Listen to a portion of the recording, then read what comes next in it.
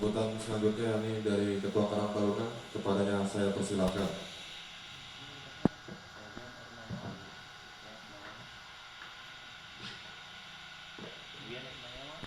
Assalamualaikum warahmatullahi wabarakatuh. Waalaikumsalam. Bismillah, alhamdulillah, salatu wassalamu ala rasulillah wa ala alihi wa sahbihi wa man wala. La haula wa la quwata illa billah, amma ba'du. Bapak Kepala Desa yang saya hormati, Ketua BPD beserta anggota yang hadir yang saya hormati,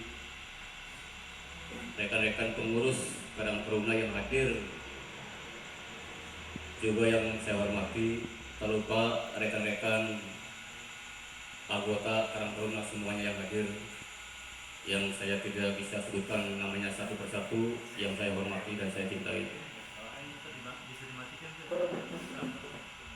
Pertama dan utama, marilah kita panjatkan puja dan puji syukur atas kehadirat Allah Subhanahu wa Ta'ala, yang mana pada kesempatan malam hari ini kita dari kepengurusan Karang Taruna Bhinneka Karya Desa Kubanggiro bisa bertatap muka, bertemu wajah dalam rangka acara rapat sekaligus penggalian gagasan untuk tahun anggaran 2022.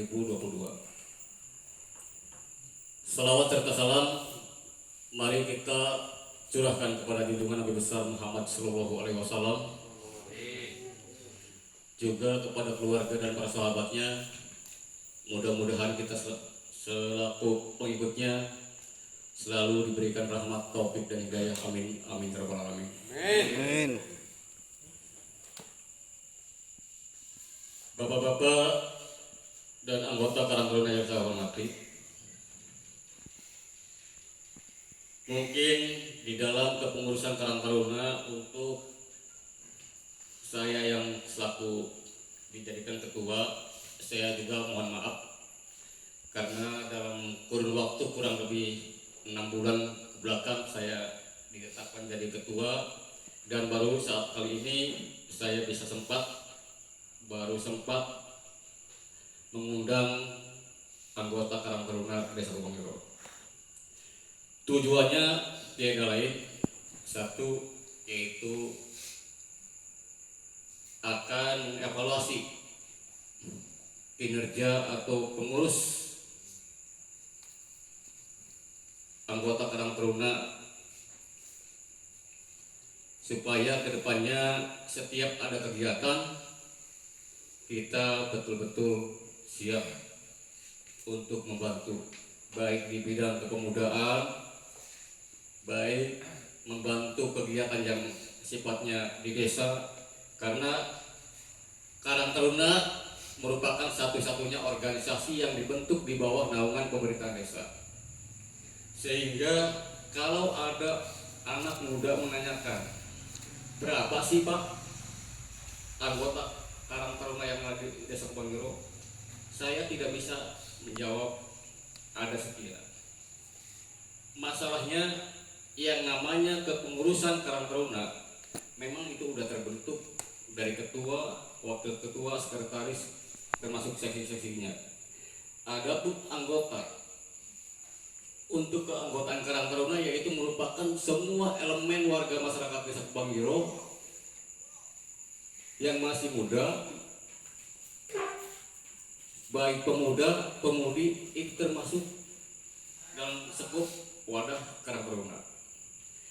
Dan perlu ketahui semua bahwa tugas dan fungsi ketua Karang Taruna itu bukan sebatas mengayomi dan melindungi kegiatan-kegiatan Karang Taruna dari kepemudaan, akan tetapi dari semua unsur, baik dari keamanan, di bidang kesenian, juga termasuk keagamaan, itu ada di bawah naungan Karang Taruna. Untuk itu Karang Taruna di dalam struktur kepengurusan yaitu ada seksi agama dan yang lainnya, termasuk seksi perempuan juga itu sebetulnya harus muncul. Biasanya di setiap organisasi perempuan itu minimal 30% itu harus ada yang terlibat di kepengurusan, supaya perempuan yang masuk dalam kepengurusan bisa mewakili anak-anak perempuan yang ada di desa kita. Itu gambaran untuk kepengurusan. Yang kedua, saya perlu sampaikan bahwa minggu kemarin saya diundang beserta Ketua PPD ke ruangan Bapak Kepala Desa, yaitu sebelum menjelang acara rencana penetapan APBD tahun 2022. Di situ kemarin bahwa Karang Taruna harus mengucapkan banyak terima kasih kepada pemerintahan Desa Kebangiro yang betul-betul mendukung kegiatan Karang Taruna. Saya juga baru kali ini PMD sampai menawarkan mau berapa sih Pak untuk Karang Taruna kas yang akan kita cairkan di tahun 2022. Saya enak jawabnya, kalau besar sekalian saya minta besar. Akhirnya alhamdulillah Ketua BPD juga kemarin menyaksikan atas pengajuan saya bahwa di tahun 2022 saya minta anggaran sebesar 50 juta. Nah kemarin setelah perencanaan penetapan APBD di kecamatan yang dihadiri oleh Kepala Desa dan Ketua BPD, bahkan kemarin ada tambahan 50 juta untuk kegiatan PKK. Akan tetapi kegiatan PKK berupa kios kedepannya yaitu masih di bawah naungan Karang Taruna. Untuk itu kita sekali lagi perlu acungkan jempol kepada Pemdes Kebangiro yang selalu menyupport untuk kegiatan Karang Taruna. Untuk anggaran 50 juta kemarin saya bahas, yaitu untuk dialokasikan di bidang usaha,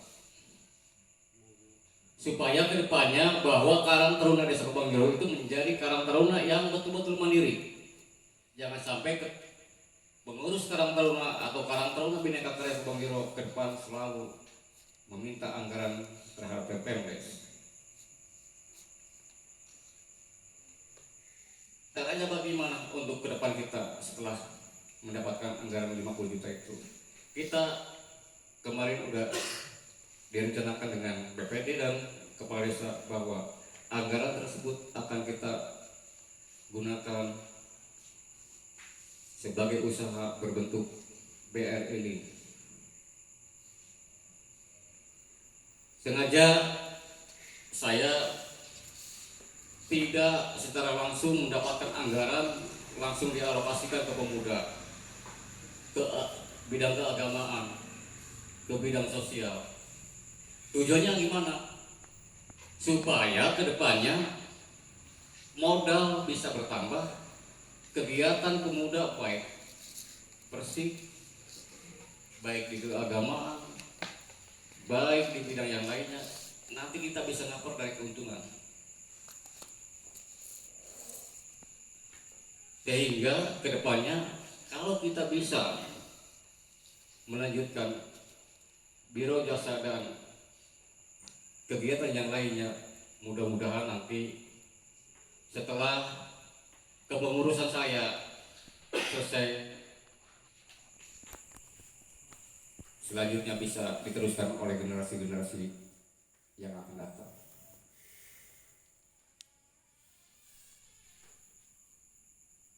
Itu tujuan kami untuk penggunaan anggaran yang dialokasikan rencananya 50 juta dari Pemdes. Adapun setiap kegiatan anak muda berupa di bidang olahraga, saya tidak menutup mata. Saya selalu support. Setiap ada kegiatan mau main bola, asal ada informasi Pak Ketua saya butuh anggaran sekian, insya Allah kita cairkan.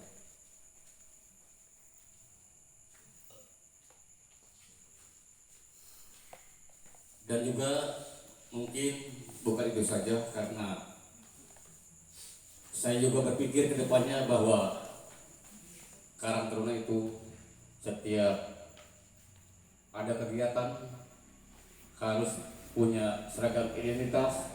Mungkin nanti kita akan anggarkan dari hasil biro jasa,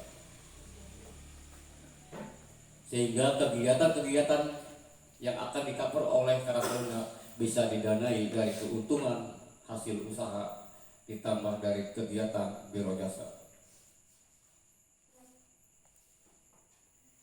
Mungkin saya juga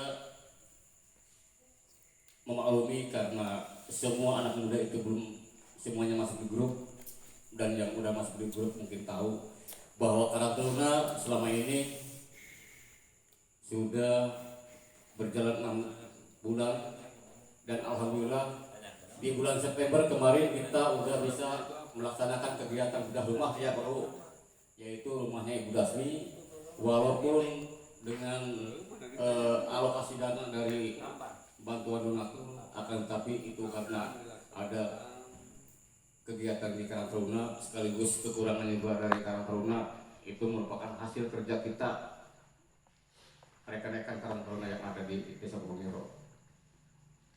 Yang pertama, yang kedua, kita kemarin telah membantu teman kita, saudara kita, yaitu saudara Sawin yang kena musibah, yang awalnya dia itu menggunakan BPJS Mandiri, sehingga dia ada ketelatan pembayaran sehingga kena tunggakan sebesar 1.200.000. Alhamdulillah kita bisa mengopkan tagihan mereka lewat bantuan Pemdes Karang Taruna kepada Basnas Kabupaten Brebes. Alhamdulillah Basnas merespon, akhirnya tunggakan saudara kita itu bisa di-op. Setelah itu saya juga tidak diam karena dia masih membutuhkan biaya yang sangat besar untuk kesehatan saudara kita, saudara Sawin. Akhirnya kita ajukan kembali BPJS mandirinya, dan alhamdulillah sudah 2 bulan untuk anggaran setoran BPJS mereka Karang Taruna yang menanggung. Mudah-mudahan ke depan apabila ada warga Kubangiro, karena Karang Taruna juga punya misi-misi dekat dengan pemuda, juga harus bisa mengayomi terhadap masyarakatnya. Insya Allah saya akan bisa membantu warga kita yang betul-betul membutuhkan, khususnya untuk BPJS Mandiri yang orang jompo. Dari mana kita alokasikan dana tersebut? Yaitu dari hasil biro jasa yang kita kelola. Alhamdulillah sampai hari ini berarti kita udah masih ada sisa dari hasil kegiatan. Walaupun kemarin kita juga waktu syukur wayang golek dari Karang Taruna, saya memberikan anggaran lewat bendahara yang 1 juta, kita ambilkan dari anggaran tersebut. Sampai saat ini kurang lebihnya di angka 1.400.000 sekian, masih ada sisa kas. Dan kedepannya saya harapkan dari rekan-rekan anggota Karang Taruna yang ada di Desa Kubangiro untuk bisa ikut mengembangkan kegiatan Karang Taruna supaya Karang Taruna Kubangiro itu ke depan bisa maju dan bersifat mandiri. Kiranya itu saja sambutan dari saya. Kurang lebihnya saya mohon maaf yang sebesar-besarnya. Billahi taufiq wal hidayah. Assalamualaikum warahmatullahi wabarakatuh.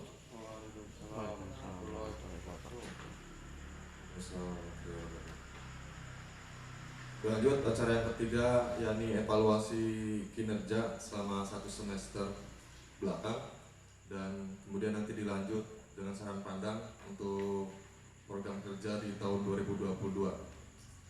Mungkin Mungkin bisa saya bacakan untuk pengurusannya.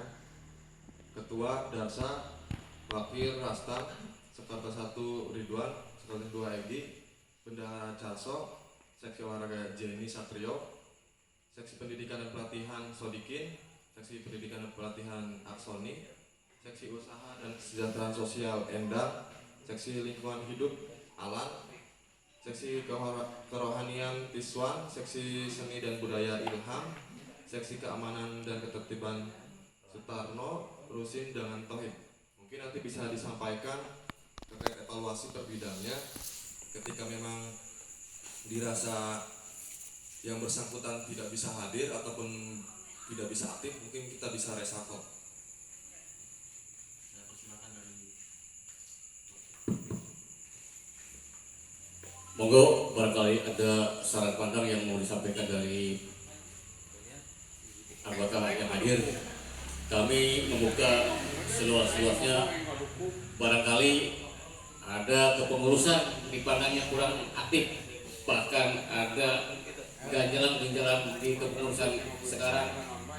Monggo kita pecahkan, karena saya juga sifatnya sebagai manusia biasa.